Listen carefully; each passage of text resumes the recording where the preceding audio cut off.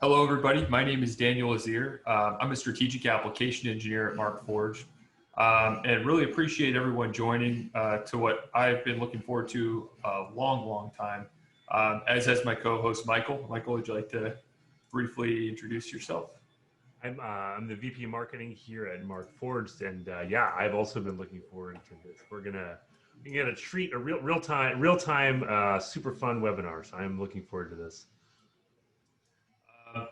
Great. And so if you don't have much background on what we're looking to accomplish today, this is going to be a very collaborative exercise with you guys, the audience, as we look to, in this wild time of unparalleled supply chain pressures, we're going to be collaboratively developing strategies with you all on utilizing additive manufacturing to combat some of these adverse conditions and scenarios that we've been seeing in real time.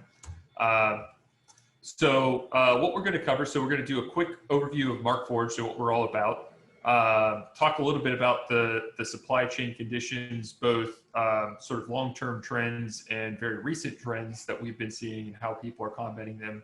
And then what we're going to do is we're going to introduce a fictitious company that we're going to use as the focal point of an exercise that's going to help to demonstrate how we can use printers to solve problems real time in the field. And we'll tie off with a Q&A session at the end, as well as we invite you to sprinkle in Q&A or even suggestions if you have recommendations on these scenarios or these randomized conditions that we'll be facing.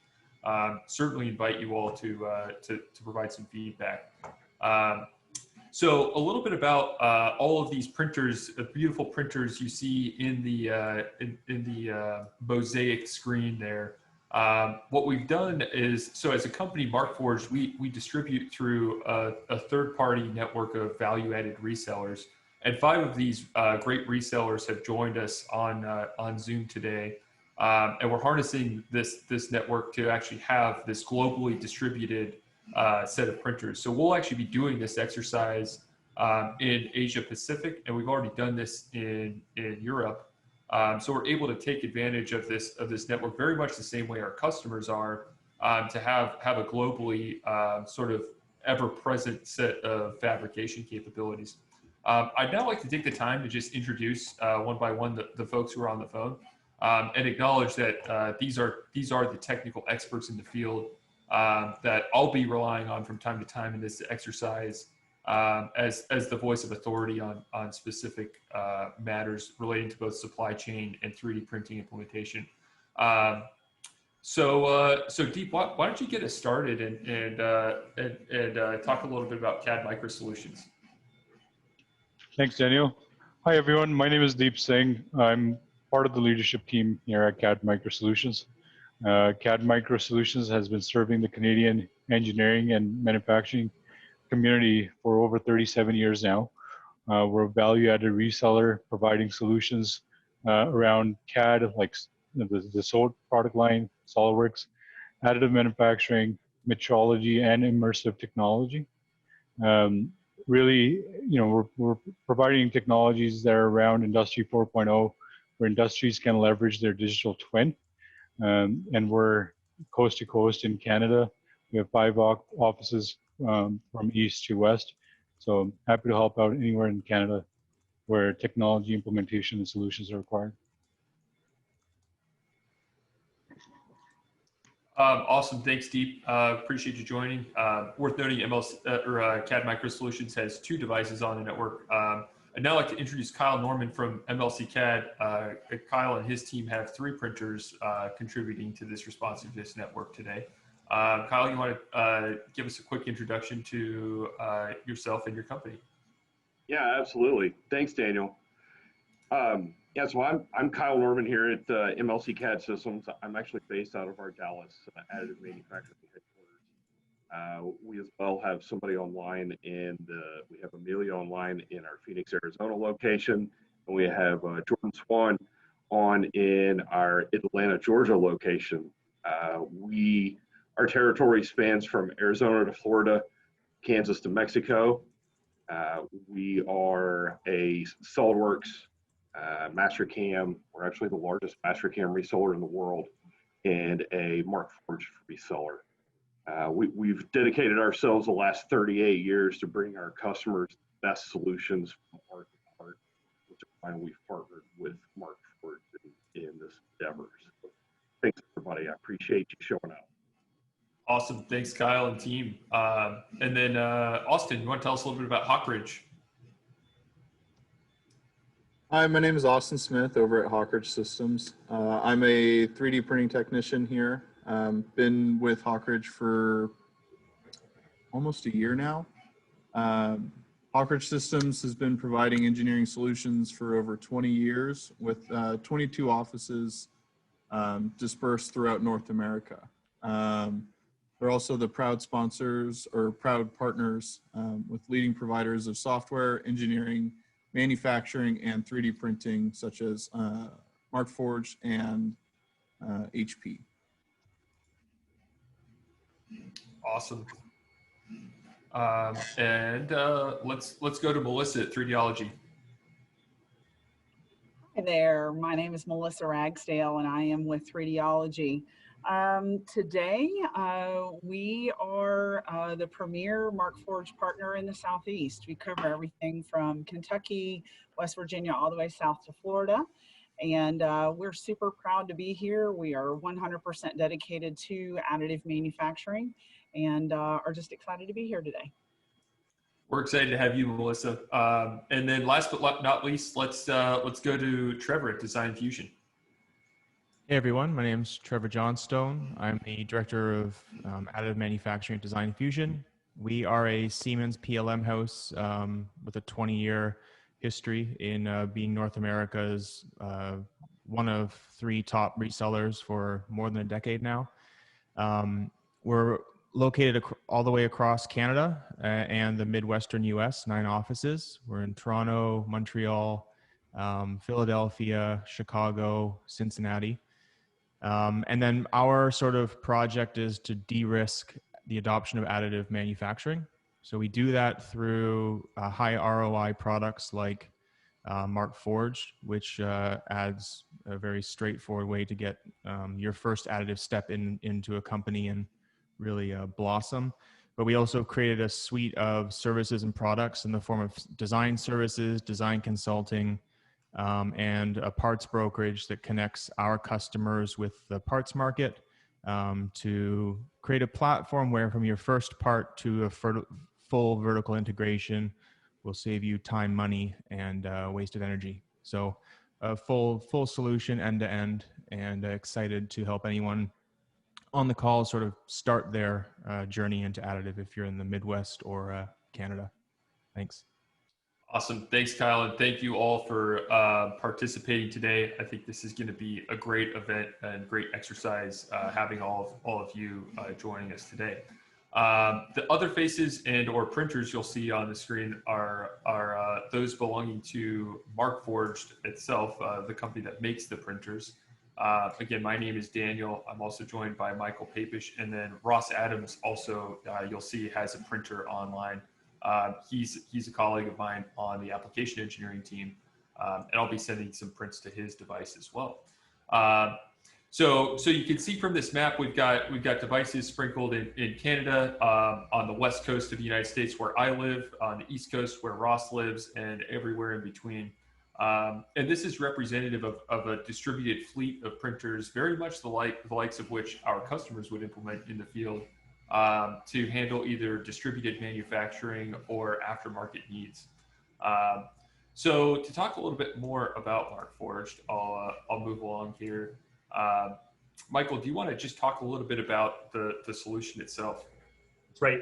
I'm one of the faces that's on the network and not a device. I mean, I guess you could consider me a device, and I don't think I'm owned by Markforged entirely, but it's close.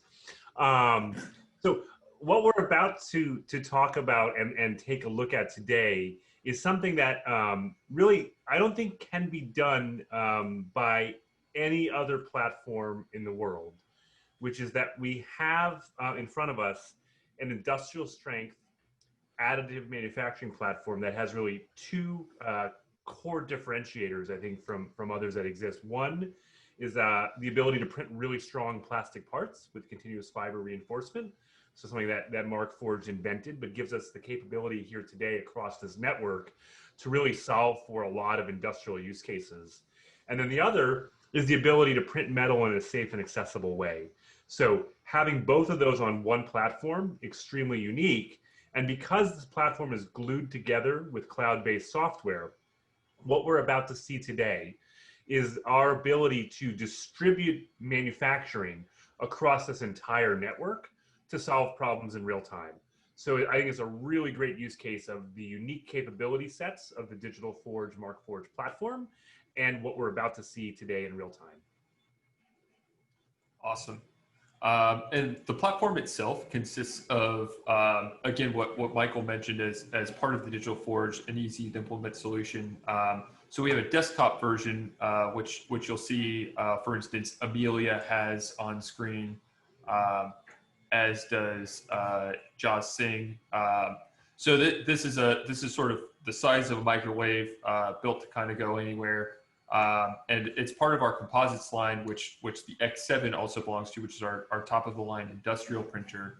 And these systems are devoted to printing continuous fiber parts. So when Michael talks about this nexus of ease of implementation as well as high level of capabilities, the ability to implement and infuse these continuous fibers is what brings these parts into the application space that used to be reserved for metal. And as you'll see in some of the parts we end up printing today, it might even sort of conflict with intuition a little bit from the engineering side. Hey, is that even something that could possibly be 3D printed? And the answer is yes, with that continuous fiber capability. Speaking of metal, we also have this print system that's devoted to metal. You'll see a couple of these on the screen, including the one that Kyle has in Dallas, as does Deep in Toronto. So happy to have those on screen as well. And that's a capability built around sort of being able to replace things that have hardness and temperature capabilities that go beyond what the continuous fiber capabilities are able to reach.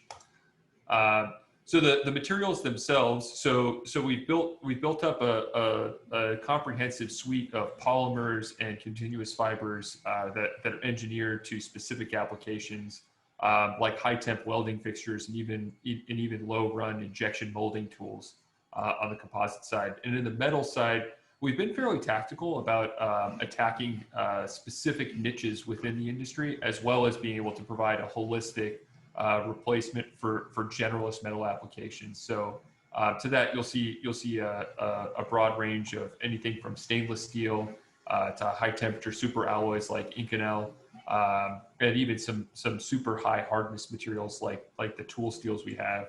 And we even have copper as an answer to how you might make things like heat sinks or weld shanks.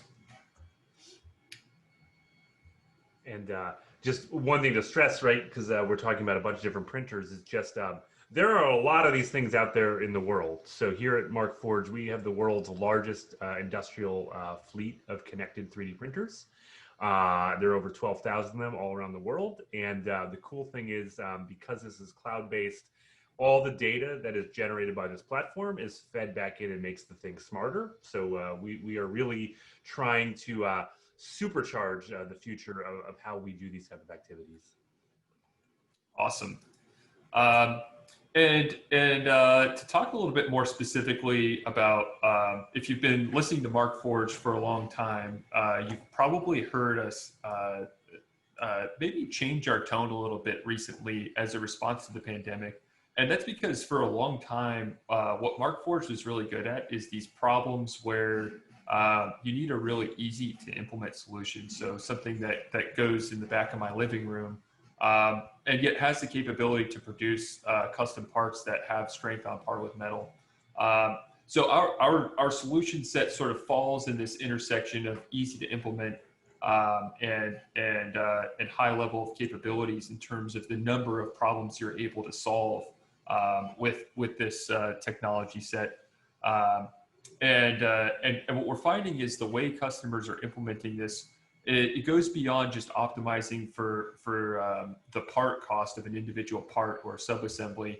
and really going beyond that to more of a supply chain focused and solution oriented approach that starts to tackle problems like internal bureaucracy and logistics chains and lead times that are more fundamental business problems. And we've seen a big spike in this adoption pattern as a response to the pandemic, where conventional supply chains have proven to break down and be unsuitable for the types of demand spikes we've seen in simple household items and lack of redundancies in the ability to produce critical items.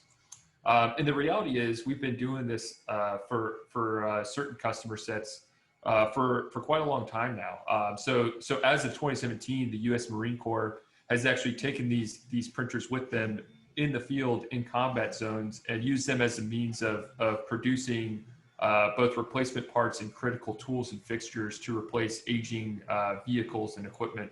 And quick segue there. So one of the things that came up when we did this webinar with the EMEA group is one of the attendees was asking me, "Hey Daniel, this is great. You know, you have all this digital inventory.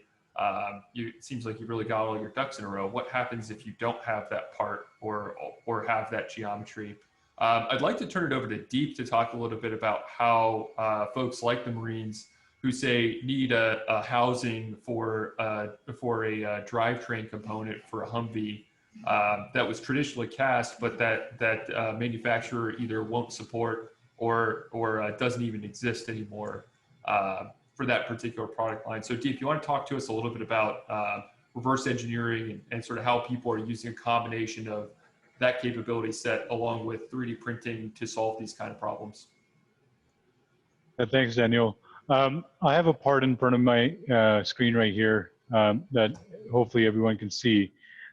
This was a part that traditionally was machined out of aluminum. It's a vision system mounting bracket. As you know, during the pandemic, a lot of the supply chains were disrupted, where people didn't have access to certain machine shops or didn't have access to logistic supplies. So this is where we saw a combination of metrology, reverse engineering capability, using 3D scanning of an existing part. You can now have the ability to scale the part larger or bigger once you have a digital twin. You can mirror the part, so maybe you have the left side, but you need the right side instead. It really gives you a lot of powerful tools. So as a value-added reseller of Markforged at CAD Micro Solutions, we provide some of the services where we can work with clients in their applications and look at a metrology application, bring that into maybe CAD, and then 3D print this. This bracket here was processed using the GOM metrology reverse engineering solution, but then it was printed overnight. When I released the file, it was a Friday night at 11:30 in the night, and then I get an email on Saturday morning that, hey, your part is done. So it's all, how do you leverage the Markforged ecosystem, the data that you have, the digital twin, and with some of the powerful capabilities like bridging the supply chain has become possible during this pandemic. Awesome. Thank you for that, Deep. And it's kind of funny because when I first came to Markforged, my background being mechanical engineering, I was super psyched about solving the kind of problems like making airplanes lighter and cars faster and higher performing equipment. But really the apex value that our customers are seeing as a result of implementing this stuff is exactly that, being able to provide these super impactful business level solutions to problems that really there's no other pathway. So I'm going to talk a little bit now about TCC, our fake company here that we've fictitiously based this company in Minneapolis, and like what I think is the case for most of you on the phone or on the Zoom. They have globally distributed globally distributed manufacturing facilities and customer facilities as well that are serviced by a distributed fleet of dealers all over the world. And they service a bunch of different industries, including construction, agriculture, mining, and federal. So this is very much sort of squarely the type of customer that's becoming super successful with additive today, because they have a combination of stringent engineering requirements as well as sort of like a globally distributed supply chain. So in the case of this exercise, we're going to be treating my printer and Ross's printers like central manufacturing printers, and then we're going to be treating our value-added reseller printers as the dealership nodes. So as we go through this exercise, I think that those roles will become abundantly clear as to how TCC would solve problems with that embedded fleet of fabrication capabilities. And then we've sort of architected this management scheme. Michael, you being part of our executive team, would you like to talk a little bit about the core initiatives behind the business? Yes. So we think of this company kind of what we'll call a modern manufacturer, which just means that they're kind of on the leading edge and progressive about how they think about solving problems. And so some of the hallmarks that we will see from this company that we see from a lot of our customers is really this strong focus on product quality. At the end of the day, consumer preference changes quickly. And so being able to meet that preference at a high quality, that's clearly the mark of a progressive company. And also thinking holistically about the customer experience, right? If you make a great product, but your support for that product isn't good, ultimately you don't end up winning. And so these are companies that think holistically about how to make the best customer experience possible. And in this case, we have an example of this corporation really thinking deeply about their service centers. How can that experience of once you've purchased this product and you bring it back for service or support, how can you make that feel like a really positive experience? And you walk away feeling like this is a great company that you want to buy more stuff from in the future. Yeah, so true, and I think this is part of a broader trend that we're seeing in the industry where, beyond the fictitious TCC, it's really no longer the case that manufacturers like TCC are winning based on cost alone. They've got to have a sharper tool in their toolkit in order to survive and thrive in the market, and that very much you see. Pretty much every automotive manufacturer in their 10K double downing on the service experience. Cool. So to talk a little bit about their conventional supply chain in order to get parts to the dealership. So those parts start at a central manufacturing hub, which is obviously geographically singular. So we need to get these tools and parts and service equipment to 700 locations globally, which is a huge undertaking. So multiple steps in that supply chain to get each one of these unique parts, which these are items that we're generally talking we need onesie-twosies of in a bunch of distinct locations. So this is sort of what that value chain looks like. But it's really not just this one linear chain. It's actually part of this broader octopus, having these multiple tentacles, these lines all representing some form of logistics chain, whether it be a train, a plane, or a truck, to get from one of these nodes to central manufacturing, to ultimately servicing that end customer. And the really sort of problematic part of this in the context of modern supply chain conditions is if any one of these nodes shuts down, that's going to cause a shutdown of the whole entire beast. Relatedly, anytime I need to make a change or respond to a new or unpredictable demand signal, I actually need to send that signal to each one of these nodes so the downstream guys know to produce more and the upstream guys know what's coming. So this is the problem we're setting out to solve. And I'd like to now sort of transition into how additive and how Markforged can specifically combat this. So Michael, you want to talk a little bit about the digital forge and sort of how we do this digital inventory? Yeah, so again, going back to what's unique around this platform, the digital forge, it's really hardware, software, and those printing materials working together. And because the approach and architecture is really cloud first, this system was designed natively to plug into a cloud internet-based sort of hosting technology. It opens up the ability to share a part inventory across all these printers that we're seeing here. So that really is what enables the use cases we're about to look at today. If each individual site had to create their own part file, manage those part files, figure out how to get the right thing in the right place, all of a sudden the power of a digital manufacturing technology would really go away, right? You would lose what is most important about it, which is the fact that you have access to these parts everywhere. And so that's the piece that we're going to see in action today. Off of there comes all the things you'd expect and need for digital parts inventory. So anything from the ability to do version control, fleet management. So from where Daniel's sitting, he can look across all of these printers and see their status, understand what's happening, kick off print jobs remotely. So it gives the ability for a company to have a lot of control at the point of need, but from a central location, which is pretty cool. And then obviously at the end of the day, this is an enterprise grade platform. So it features all of the security that you would expect. So the right people have access to the right parts and the right printers, and people who don't have access can't use them. And it constantly updates. So we're constantly rolling upgrades out to the system so that the printers get smarter and better over time. Awesome. And we'll be actually illustrating two work streams today. So there's one work stream where I'm going to be directly pushing prints to devices.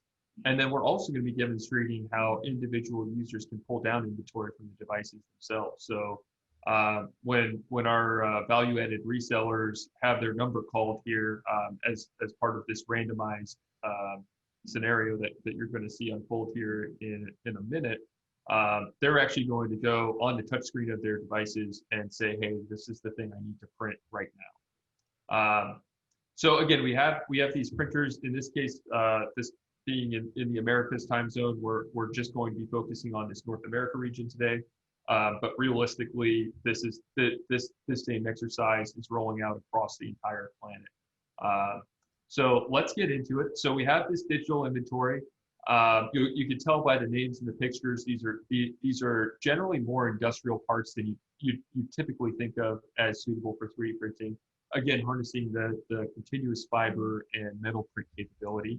And then we have a set of call them disaster scenarios or emergency scenarios that would afflict a typical manufacturing business, both related to the pandemic and also just sort of steady state.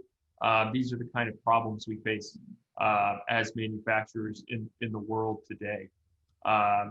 So without further ado, I'm going to go ahead and get started here. I'll stop my screen share, and I'll first point out I'm going to change my view here so you all can see what's going on my printer. So I have a fixture going on this printer right now. It's scheduled to wrap up right as we're finishing this exercise. So I'll start by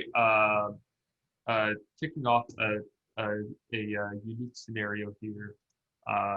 And this one is going to be going to Ross in Boston. So what I'm going to do here is I'm going to share this screen. And this is just a virtual dice roller we have found randomly on the internet. And I'm just going to go ahead and start a roll here. And this is going to determine what part we're going to print. So we rolled in 11. So I'm going to switch gears here to the digital inventory. And then in the meantime, while I'm pushing all these buttons and doing all these things, I do encourage you all to put anything you'd like in the chat box if you have any questions about what we need to what we're doing here, anything about Markforged or how people are implementing it. So here is our digital inventory. Again, we rolled in 11, which is this handle. So I'm just going to click this link here. And this will be your first look at Eiger, which is our cloud-based solution that Michael was alluding to.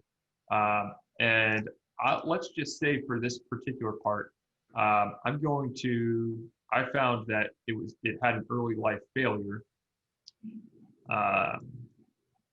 And this is, as you can tell, a handle for one of the pieces of construction equipment we make at TCC. So I'm going to go ahead and slice this part for Ross's printer, which is an X7, and I'm going to do Kevlar, which is generally a more impact resistant part. In this scenario, we're assuming that we found in engineering that this early life failure resulted not so much in a stiffness problem, but more so an impact resistance problem. So we're going to go ahead and start slicing this part.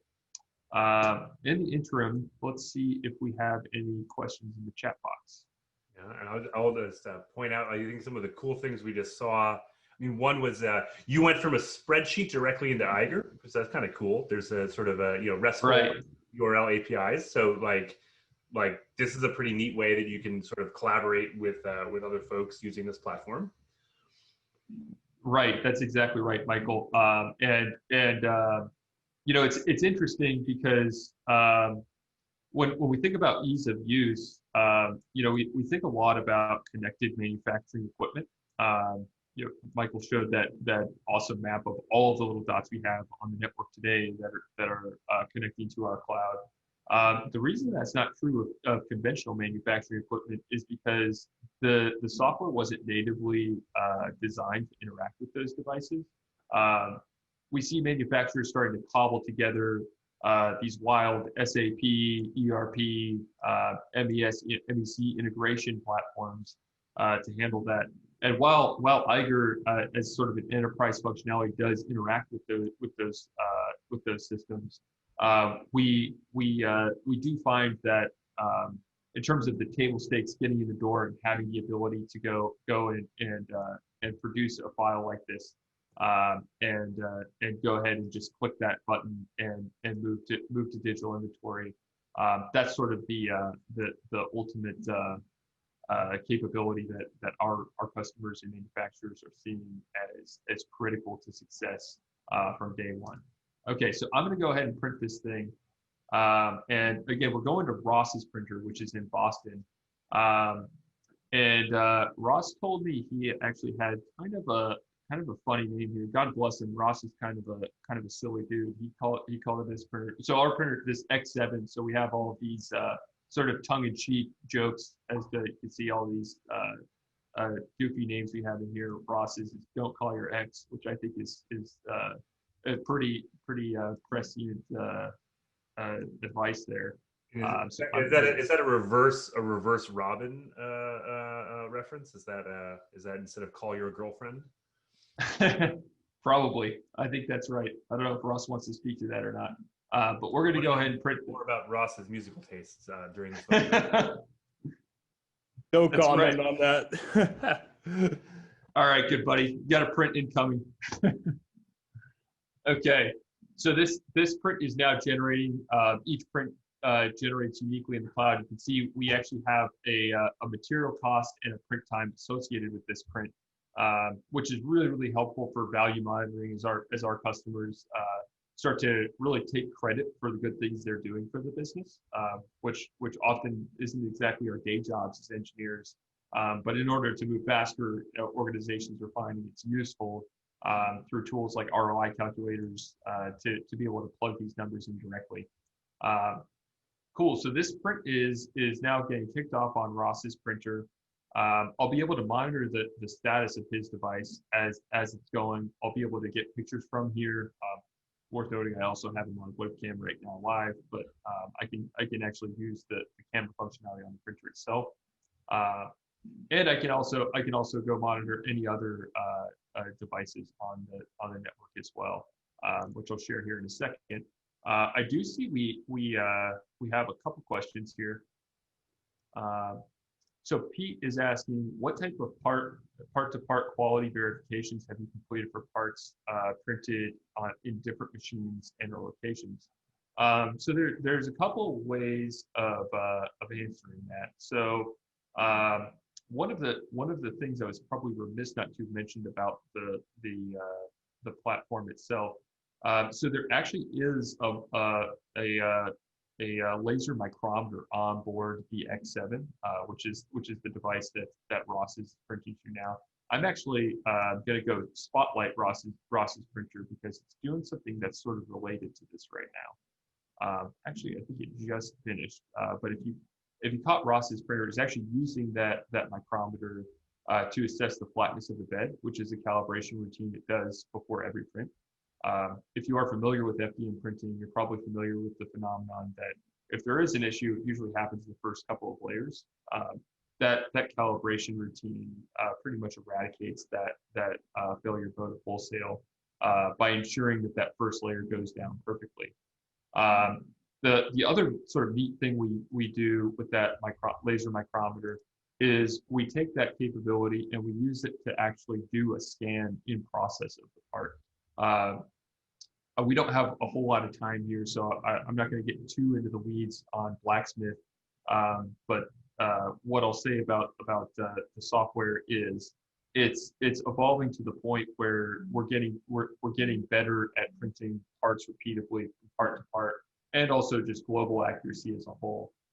Beyond that, we see customers using a lot of third-party scanning capabilities, kind of like what Deep mentioned earlier. Anything to add to that, Michael? Sorry, I was just finding Robin videos. Oh boy. Okay, so great. So I'm just going to go ahead and do one last little demonstration of what we have here at Eiger.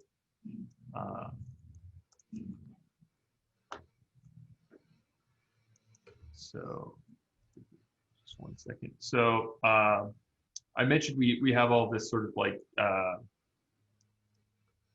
monitoring capability in Eiger with these devices being connected to the network. So I can actually see. So this is my printer, which I have behind me, called Laser Show. That's actually my company nickname.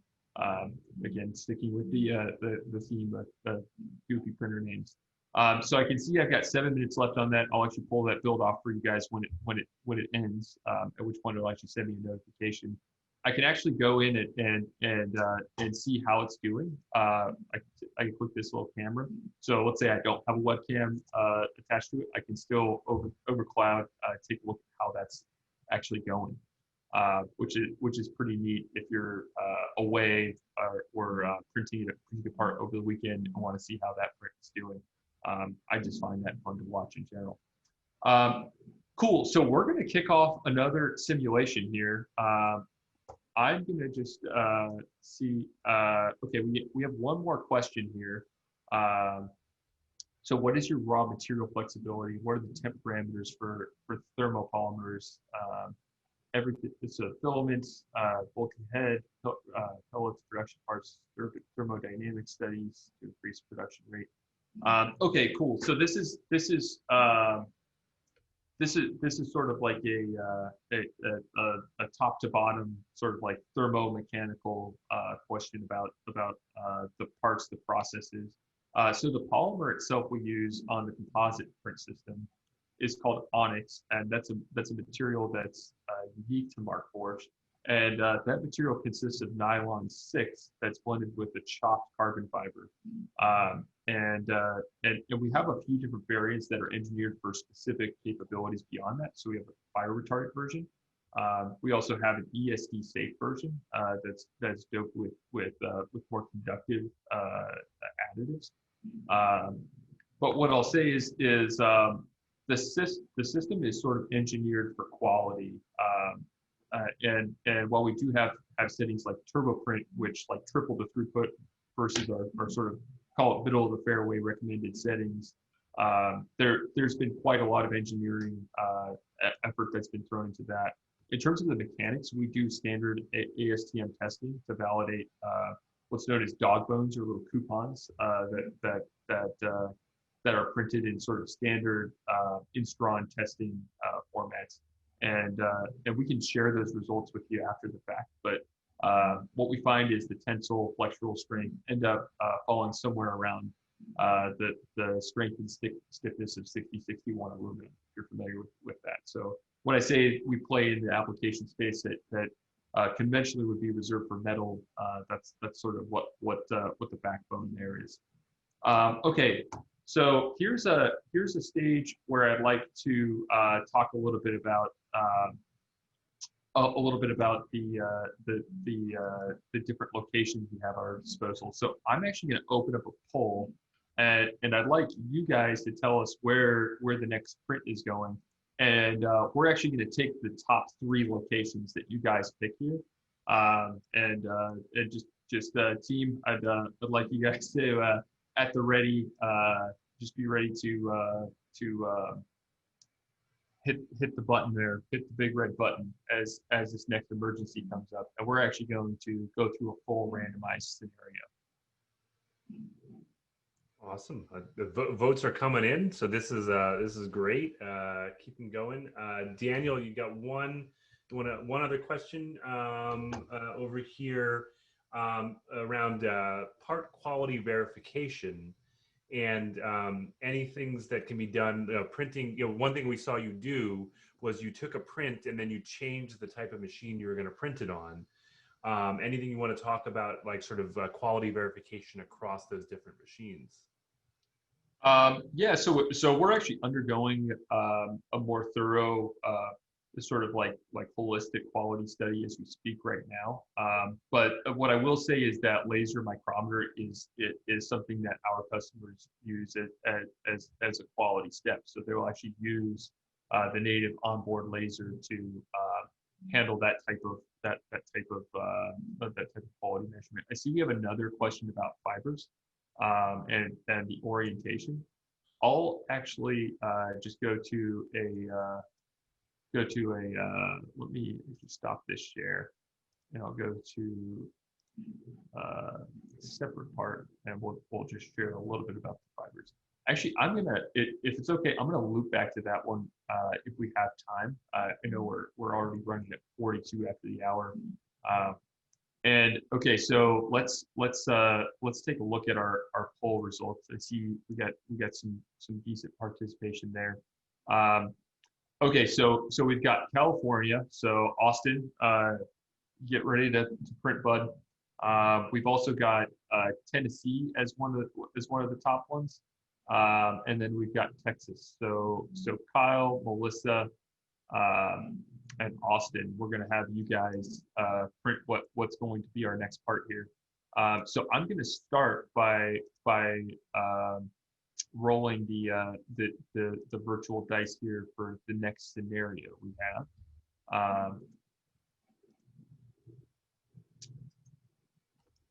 Okay, so I rolled a 2, and let's just go back to this screen share.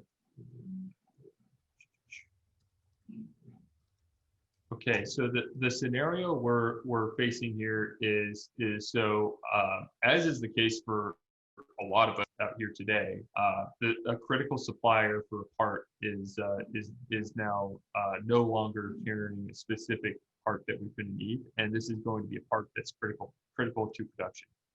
So I'm going to roll for what the part itself is going to be, and in this case, looks like I rolled a 3. Okay, so and this is going to be a socket that's and this is an interesting part, because this part actually is something that ships with the subassembly itself, and it's part of a unique bolt that's supposed to be tamper proof. So this geometry is very much meant to be sort of lock and key.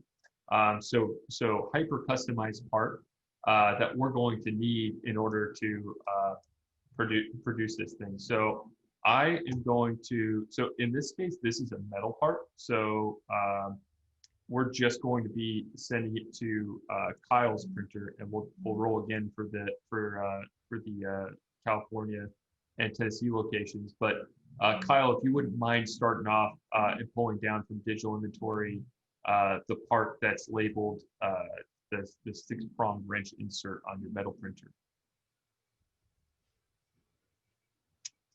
And while Kyle is doing that, I'm going to go ahead and roll again for the composite parts that we're going to need.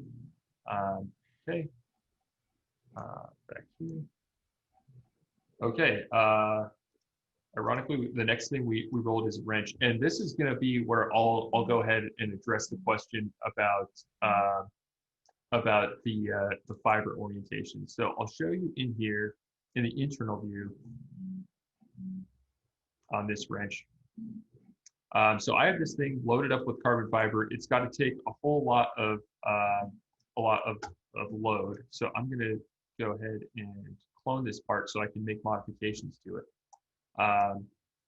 So I'm going to go through the 2D view here, and you can see that I've very intentionally set up the fibers so that they are going in sort of these 0-degree plies, and that's going to help me with the flexural stiffness in that plane. Let's say I'm getting some, and I'm actually going to need to go to a different version of this part to make edits. But let's say for a second I needed to change the orientation of that. I actually have the capability in Eiger to change the angle at which those fibers are laying down. So now I'm actually going to ask Melissa and Austin if you guys wouldn't mind kicking off this wrench part. And I see Austin actually already got started. I'm going to spotlight Austin's printer as it's actually doing this calibration routine with the laser right now. It actually just wrapped that up, so hopefully you caught the end of that. And that was something that I mentioned earlier as part of ensuring a successful print. Let's go zoom in on Ross's printer and see how that's doing. We had that particular handle going for him. So it looks like we're off to the races there. And Austin's is getting going as well. My printer is just about done. We kind of got the side by side here, and cool. So I'm going to go back to remove spotlight there, and then remove spotlight. Cool. So we're back in the Mosaic view, hopefully, and I see we have one more question from Mohan. Do you maintain zero inventory just-in-time production? That's a huge component of how our customers are realizing value with the digital port system. As an example, let's say I needed to have, let's go back to this wrench. Let's say I needed to have my consumption rate predicated that I need to keep 40 of these custom wrenches on every one of my shelves at every one of my dealerships.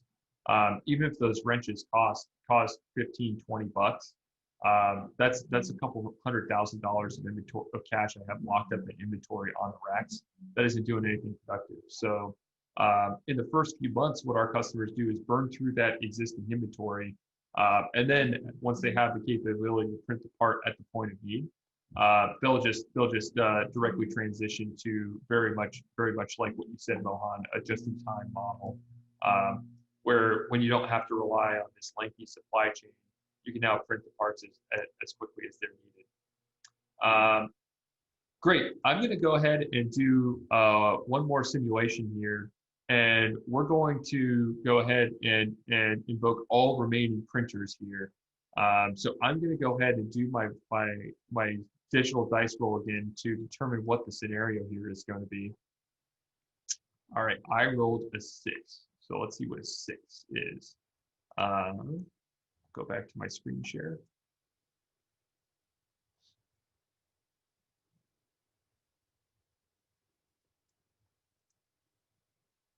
Other windows. There we go.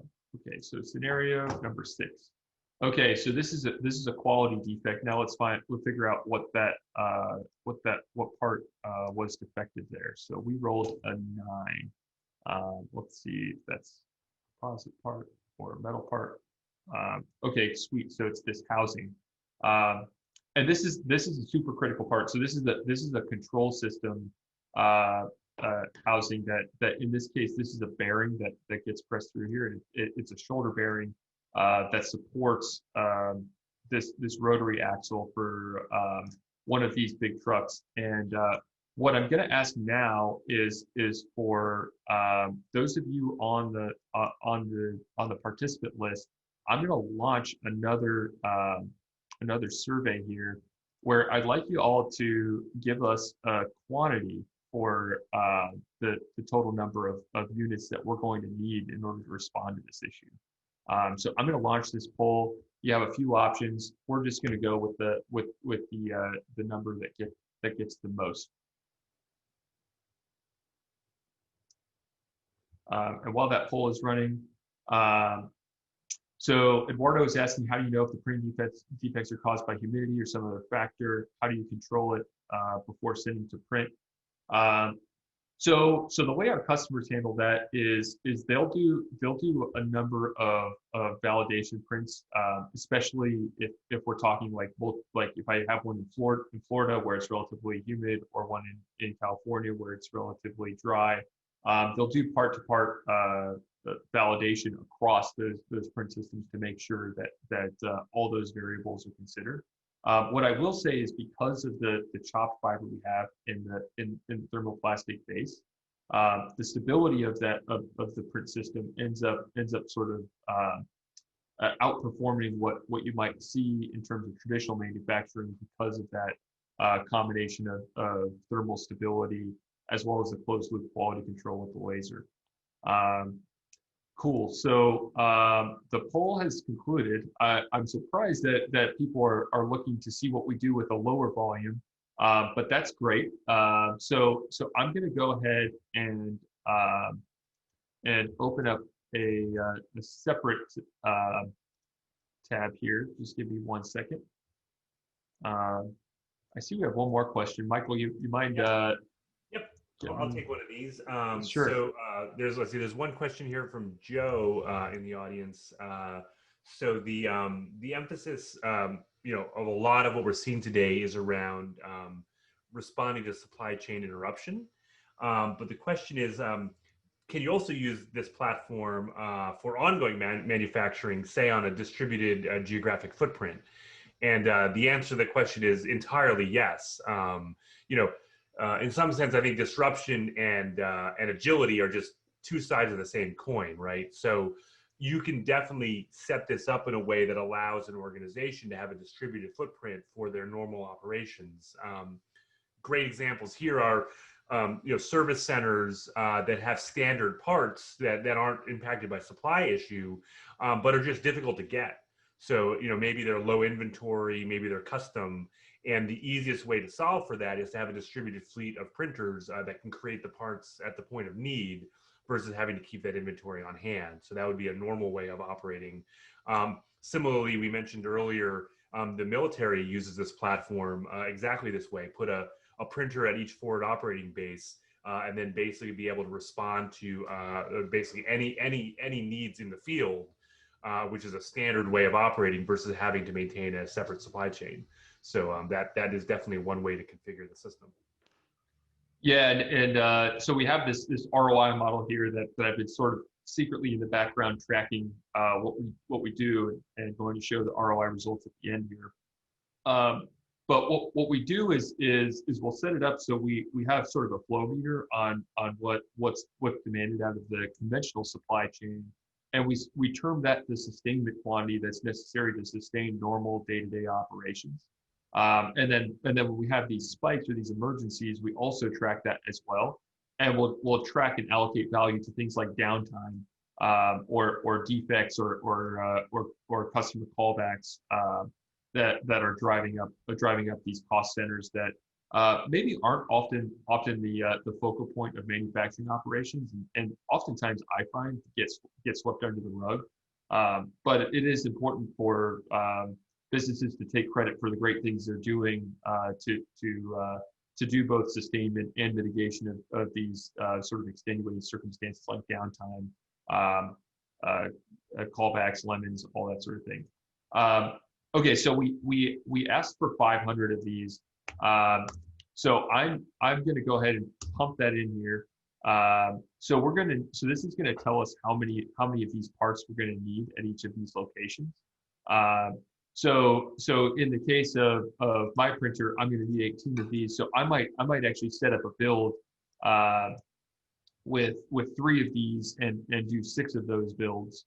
And over the course of a week, I'm going to be able to respond to this issue and knock it out wholesale. And just to call out what that was. So again, I mentioned we have 700 dealers globally. With the printers we have on our network, what's the best way for the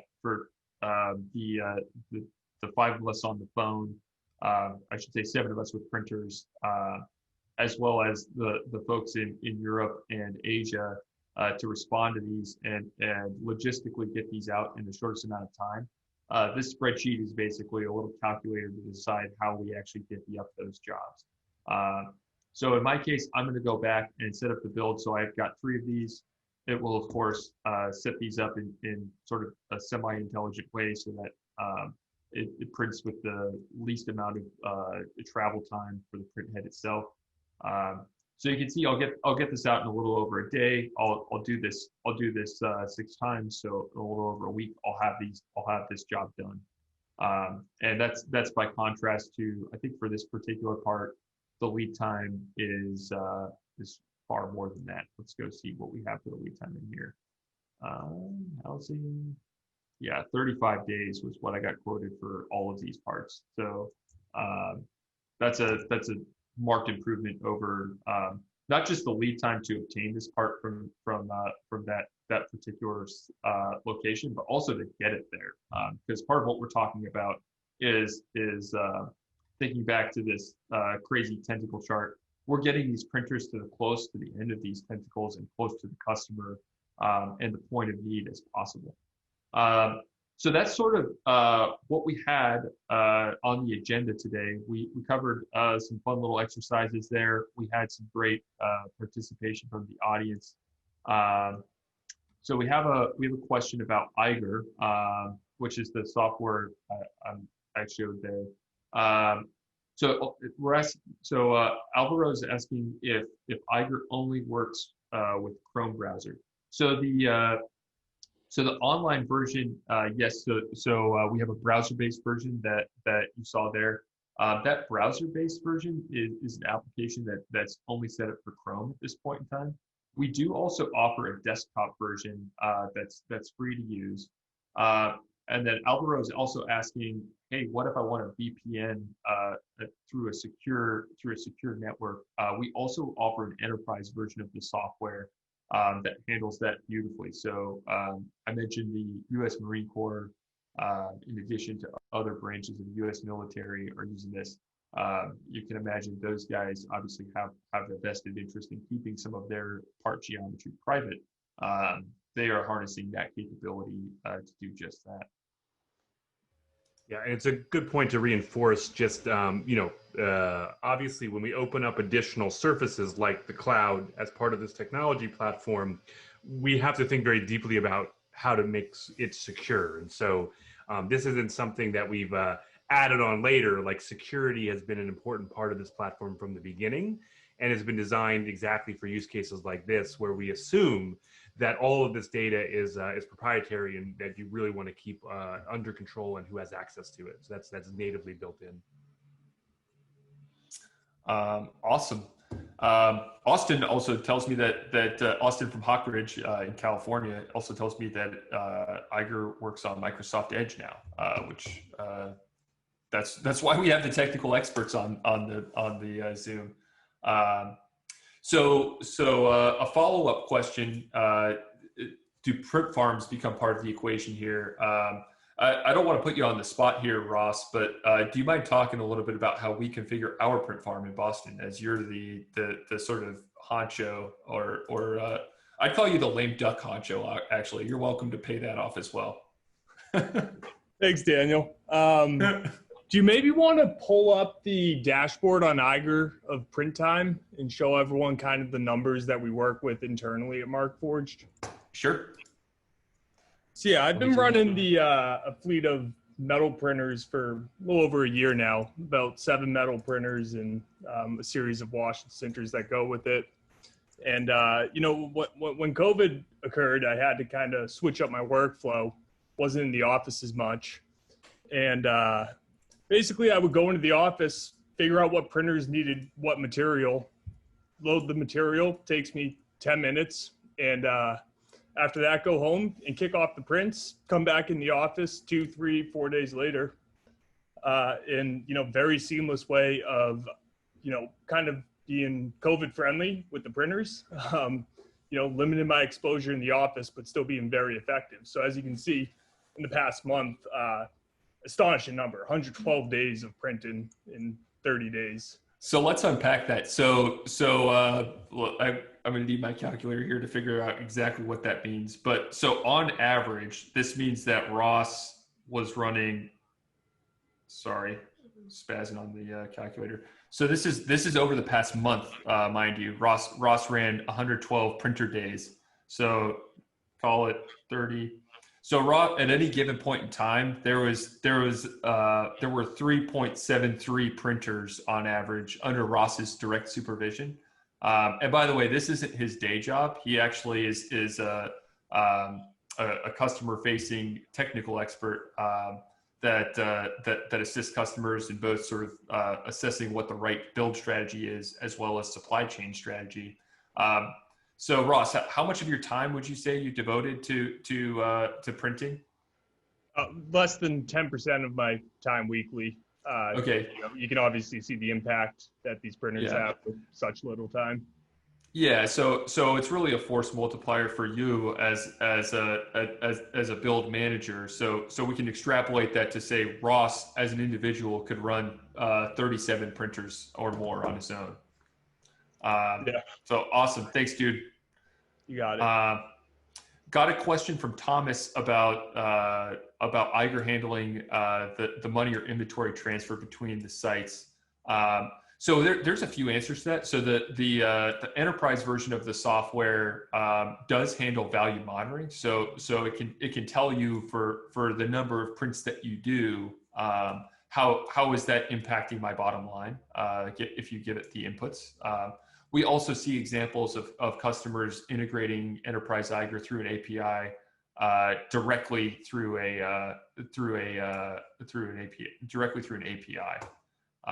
Directly with their ERP system. I see we have one more technical question. While that's going on, I'm just going to go ahead and spotlight my printer, remove the part that I had on there. And Michael, would you mind just asking that question for the audience, and then I can chime in if necessary. Yep. Yeah, we got two questions here. The first one, which I can help answer, which is, does Eiger handle any of the monetary sort of data points or inventory between sites? No. Eiger does help you calculate sort of ROI on the basis of the statistics around the parts that you are printing. So those can be inputs into a calculation. But the philosophy behind the design of the software is to do what it does best and let others who have great software plug into it. So inventory management, that's something that many people create.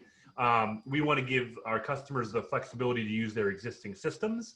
And then we have a series of APIs that can allow those to work and integrate with our system. So that would be the preferred way to plug in other components you have of your digital workflow to work with this platform. The second question here is specifically given the black color of the parts that we're printing, are there any suggestions on ensuring that post-printing doesn't overburn or damage the surface finish? And I don't know, while Daniel's busy with the part there, I don't know, Ross, do you want to offer some thoughts just on ways of safely doing post-processing? Yeah, we got a lot of resources on post-processing of parts, both metal and composite side. It's a familiar material to most engineers, and as you print more parts, find successful applications, you'll find the areas that it fits well in, as well as areas that would require additional post-processing to achieve successful application.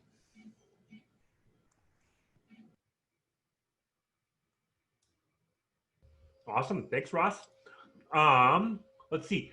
Daniel, are you back here ready to show us this? Yeah, let me switch my camera here. So this is a little polishing fixture that TCC needed specifically for really more of a customer preference than as opposed to like a defect. But there's a little piece of fitting inside the truck that needed some chrome plating to it. So this is a part that's finished. I kicked it off just before this webinar, so I would have something printing from the start. And as you can see, printed successfully.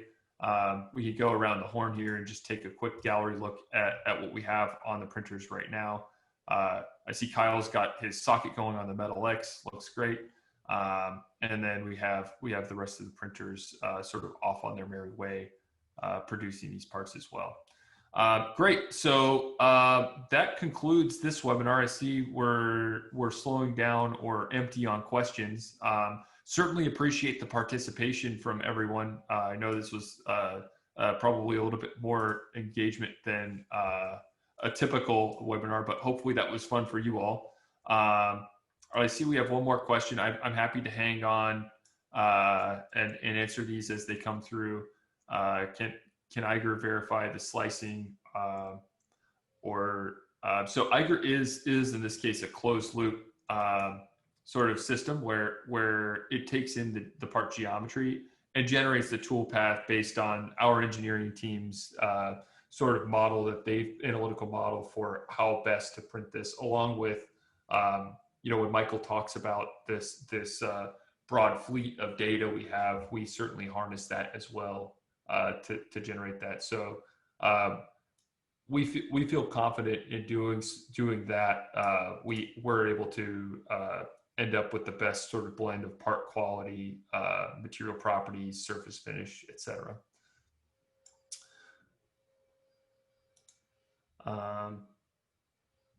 Do you see this distributed platform as an alternate to buying an inline printer, or is it a stopgap backup?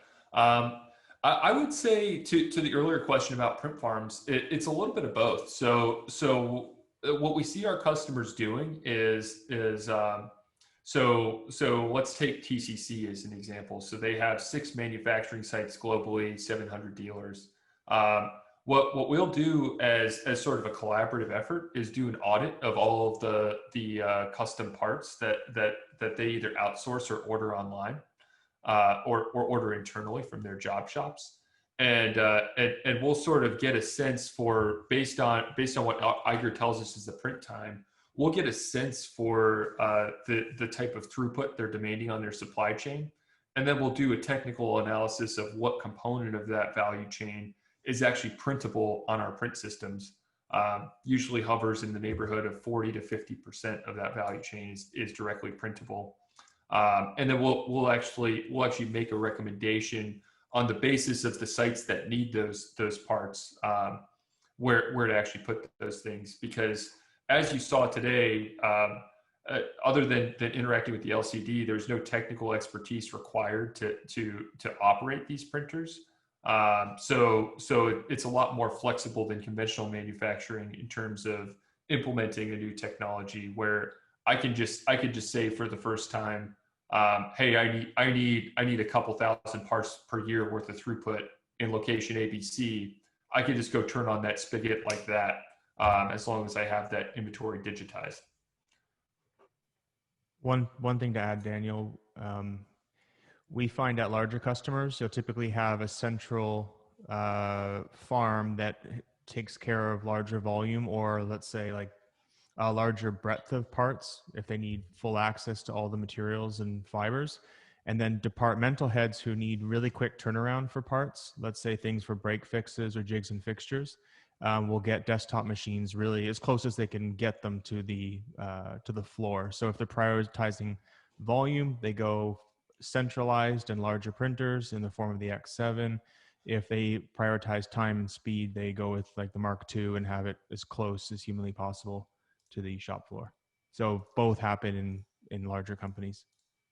Yeah, I call that, I don't know if it's, I think it's like, I don't know if it's a Markforged term of art or if it's general to the industry, but we call that hub and spoke, where you'll find mismatches with demand potentially is when you're doing a lot of engineering and R&D and you need a lot of iterations to validate the part, which is something that's sort of a new way of thinking for engineers as well, where it's like, oh shoot, my boss is going to kill me if I do another cut at this, take another bite at this apple. The reality is that with each iteration, in this case, this part that I have here cost me, I think $3. And I printed it in an hour. being able to do that a bunch of times is what these centers of excellence or manufacturing hubs end up harnessing as sort of like a key strategy to winning when it comes to producing these new parts through a digital transformation like this. All right, looks like the questions are slowing down. Happy to stay on if any other questions start to occur, but really appreciate everyone's participation today. I certainly had fun. Michael, any closing thoughts? This is awesome. Thank you for everyone's time. Again, I think it's super interesting to watch this kind of thing unfold in real time. And, thanks for experiencing it with us.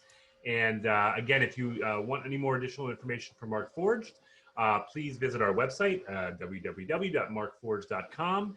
And this is actually part of multiple different events going on around the topic of supply chain and additive manufacturing. And so please check out our website for additional events coming up. And we'd love to see you at a webinar soon. So thank you, Daniel. Thank you for everyone for participating. And we will see you next time.